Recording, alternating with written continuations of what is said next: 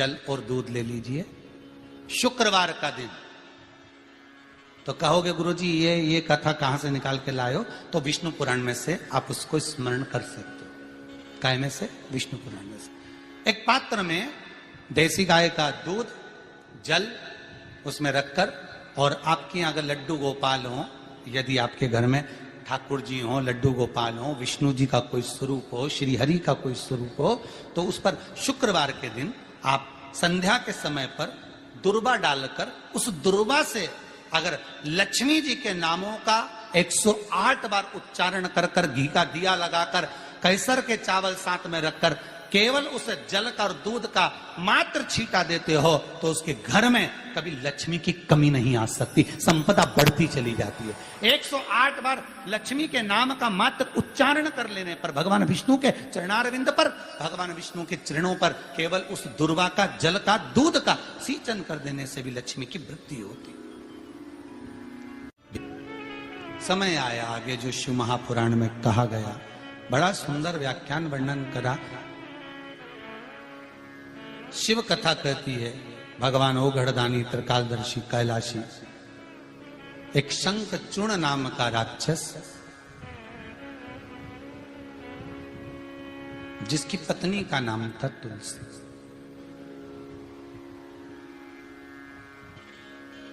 इतना उपद्रवी था। अब राक्षस है तो उपद्रवी तो होगा, इतना उपद्रवी।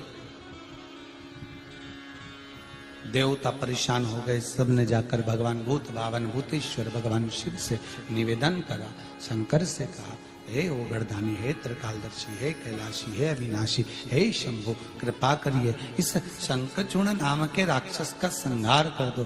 भगवान उसी समय पर शंखचूर्ण नाम के राक्षस का संहार करने के लिए आए, उसकी हड्डियों को ले जाकर समुद्र में डाल दिया, जिससे शंख जाति का निर्माण हुआ। और वो तुलसी रो रही थी।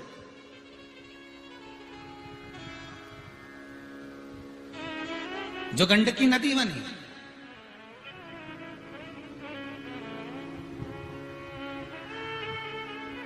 जिसने भगवान विष्णु को भी श्राप दिया कि तुम्हें पत्थर बनना पड़ेगा और इसी गंडकी नदी से प्रकट होना पड़ेगा, इसी गंडकी नदी से तुम्हें प्रकट होना पड़ेगा।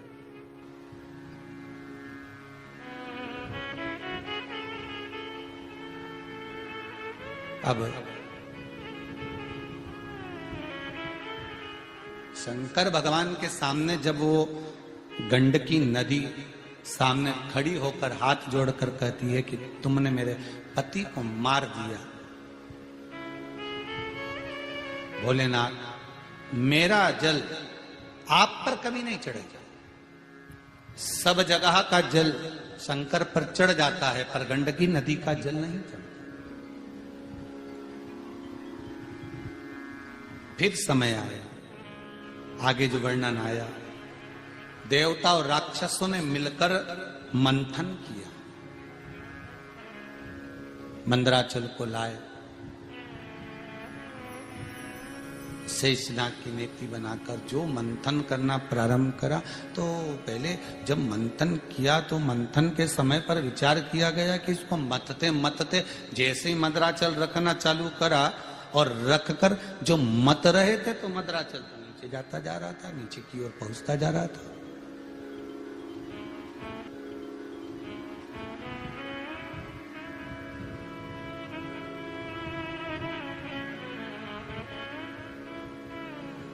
भगवान ब्रह्मा भगवान विष्णु के पास गए। भगवान विष्णु ने पूछा क्या हुआ? हुआ क्या? ये बताओ क्या हो गया? प्रभु जो मथा जा रहा है देवता और राक्षस मिलकर, जिसका मंथन कर रहे हैं, जिस मंदराचल को रखा गया है समुद्र भीतर मंथन किया जा रहा है, वो मंदराचल अंदर जाते जा रहे हैं, अंदर जाते।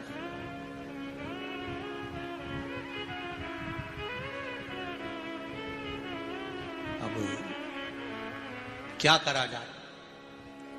ब्रह्मा जी भगवान विष्णु से बोले, और भगवान विष्णु ने जैसे ही सुना तो भगवान विष्णु उसी समय पर तुरंत ब्रह्मा जी को लेकर सीधे भगवान शिव जी के पास पहुंच गए। और देखिएगा, शंकर को सबसे पहले जो निकला, 5 गाय निकली और गाय के बाद जो विष निकला, तो सबसे पहले शंकर को क्यों भेजा गया उसकी कथा है, और यहीं से प्रकट होती है दुर्वा की कथा।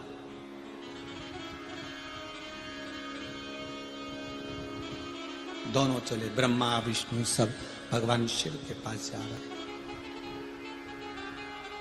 भगवान शिव के पास। ओम नमः शिवाय, ओम नमः शिवाय, ओम नमः शिवाय,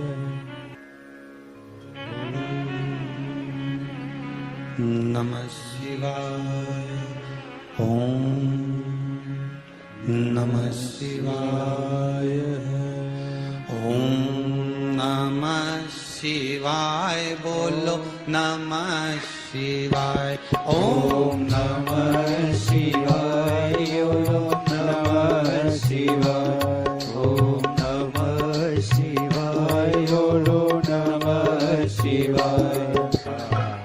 शिव की कथा कर रही है, औगड़दानी त्रिकालदर्शी की कथा कर रही है। भगवान ब्रह्मा और भगवान विष्णु शिव जी के पास पहुंचे,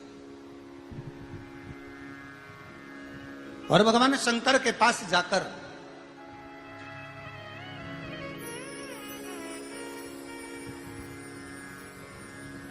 अच्छा, इतनी देर से गए भी नहीं थे, सारा प्लान कर लिया कि मंथन होगा, अमृत निकलेगा, देवता आपस में बांट लेंगे, सारी प्लानिंग हो गई, पर शंकर जी को कुछ नहीं मालूम, कुछ भी नहीं मालूम।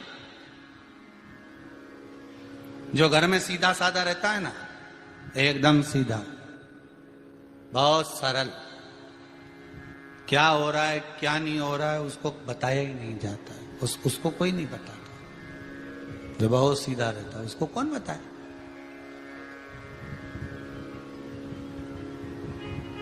कोई बताता ही नहीं।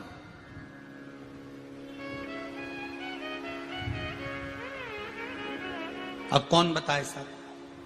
शिव जी के पास में तो कोई सूचना पहुंची नहीं, शंकर के पास कोई खबर गई नहीं, कोई संदेश पहुंचा ही नहीं था। भगवान शिव के पास जाकर भगवान नारायण ने कहा, भोलेनाथ नेत्र खोलिए, प्रभु नेत्र खोलिए। शंकर जी ने नेत्र खोले, कैसे आना हुआ? तो भगवान ब्रह्मा जी बोले, आपको नहीं मालूम कि कैसे आना हुआ? शिव जी बोले, वो आने का तो मालूम है, पर कारण क्या है वो बताओ, कारण है क्या? प्रभु, आने का कारण केवल इतना सा है कि देवता सारे के सारे मिलकर समुद्र का मंथन कर रहे हैं औषधि अमृत पाने के लिए। बस दिक्कत एक ही आ रही है, जो वो रई रखी है ना, मंदराचल जो पर्वत रखा है ना, वो बार बार नीचे जा रहा है। उसके लिए कोई व्यवस्था बताई जाए कि आप मृत्यु लोक के देवता हो, तो आपको यह मालूम होगा कि मंदराचल पर्वत जो मृत्यु लोक में निवास करता है, उस पर्वत को पानी में ठहराया कैसे जाए। तो इतने में भगवान शंकर के मुख से निकल गया, निवेदन है, भगवान विष्णु तो क्षीर सागर में हमेशा ऊपर सोते थे, अब की बार अंदर सो जाओ, अंदर सो जाओ। हाँ, अब की बार भीतर सो जाइए, और भीतर जब सोए तो सारे देवता और राक्षस मिलकर उस मंदराचल पर्वत को भगवान विष्णु की जंघा पर रख दो।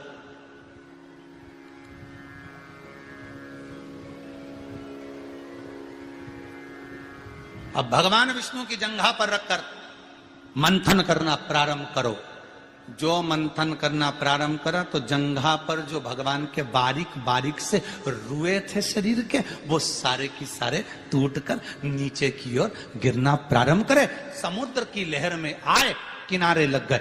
वो जो किनारे रुए लगे वही दुर्वा के रूप में प्रकट हो गए, वही रुए दुर्वा के रूप में प्रकट।